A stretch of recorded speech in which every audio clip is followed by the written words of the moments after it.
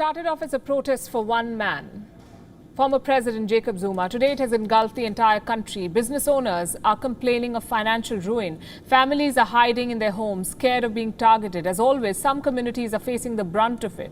Like the Indian diaspora, they fear the riots are slowly revealing a racial divide in South Africa.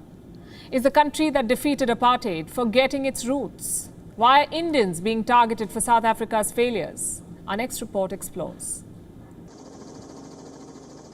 These are post-apocalyptic scenes in South Africa.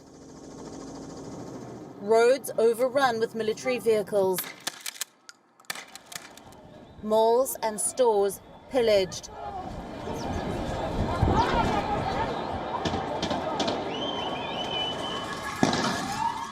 And the dreaded sound of rubber bullets ringing through the air. How did this young democracy descend into chaos?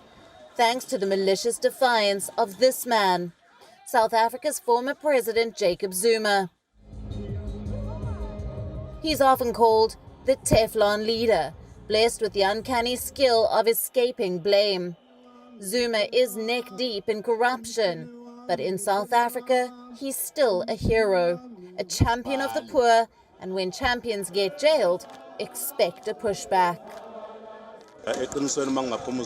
The truth is, if they were to release Zuma, I think we would be free.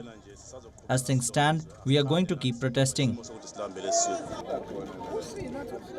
Zuma is being investigated for corruption, but he's never appeared in court. No testimonies, no cooperation. So the top court charged him with contempt.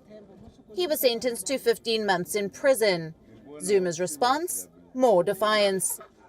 He refused to turn himself in for 8 days. All this time, his supporters were mobilizing.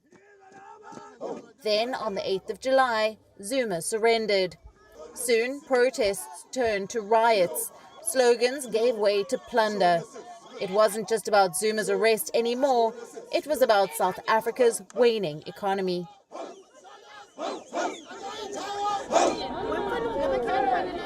Nearly half the adult population still lives in poverty.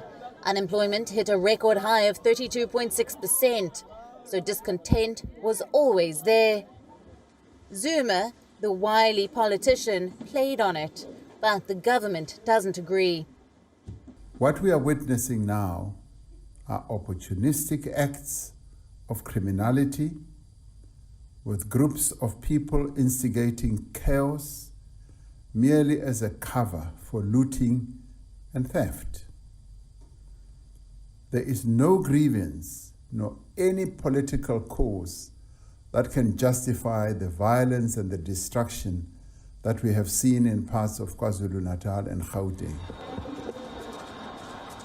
The president has a point. Stealing beer and TV sets does not solve poverty.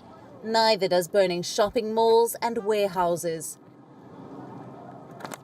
Caught in the middle of this mindless violence are the people. And as always, some communities are more affected than others.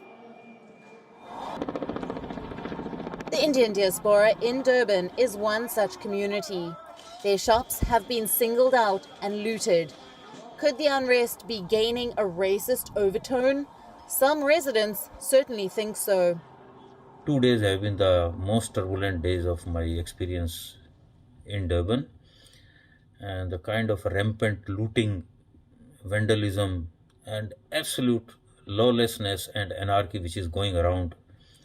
It is an outstanding event, I can say, already acquiring some racial undertones, and this can bring another dimension to this problem.